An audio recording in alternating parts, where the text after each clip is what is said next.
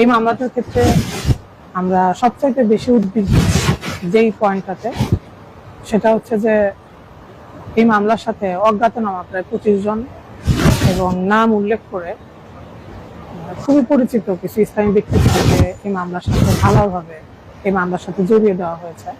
আমরা উদ্বিগ্ন তথাকথিত সম্পৃক্ততা দাবি করে যেভাবে এই মামলাগুলো আরোপ করা হচ্ছে, এটা একটা অস্ত্র হিসেবে ভবিষ্যতে ইসলামপন্থীদেরকে দমন করার জন্য অতীতেও ব্যবহার হয়েছে এবং এইভাবেই ভবিষ্যতেও দমনের একটা উদ্বোধন হলো কিনা। আমরা আনঅফিসিয়ালি খুবই উদ্বেগজনক একটা তথ্য আমরা পেলাম, নাম প্রকাশ না করার সত্ত্বে আমরা যে তথ্যটা আমরা এখানে পেলাম যে এই মামলার সাথে আসিফ আদনান, মাসুদ জাকারিয়া এবং রেজাউল করিম আবরার সাহেব ওনাদেরকে এই মামলার সাথে সম্পৃক্ত করা হয়েছে। যেটাকে তারা সম্পৃক্ততা বলছেন সেটা মূলত এই মামলার যিনি অভিযুক্ত জনক ফয়সাল, এই জনাব ফয়সালের সাথে এই ব্যক্তিত্রয়ের ছবি তারা পেয়েছে।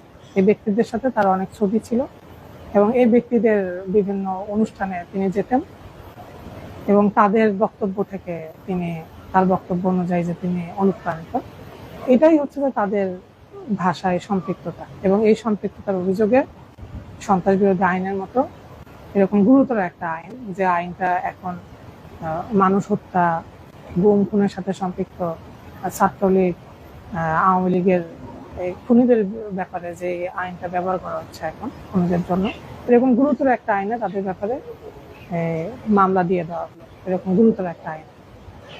এবং এই প্যাটার্নটা দেখেন, খুবই উদ্বেগজনক একটা প্যাটার্ন। এই ধরনের সম্পৃক্ততা, যে কোনো ইসলামী মাহফিলে যাওয়া, ফলে ওই মাহফিলের বক্তার বিরুদ্ধে মামলা হয়ে যাওয়া, এই প্যাটার্নটা ব্যবহার করেই কিন্তু ডক্টর জাকির নায়েককে ইন্ডিয়া থেকে বের করে দেওয়া হয়েছে। একই প্যাটার্ন এখানেও ব্যবহার করা হলো।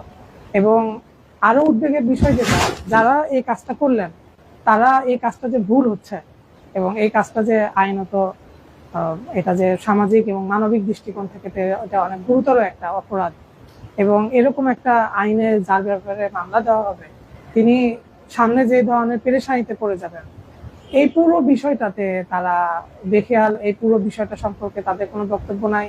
তারা শুধুমাত্র ছবির সূত্র ধরে কারো ব্যাপারে মামলা দায়ের করে দিল, এমনকি সেই ব্যক্তিদের সাথে তারা যোগাযোগ ইত্যাদি করারও প্রয়োজন বোধ করে নাই।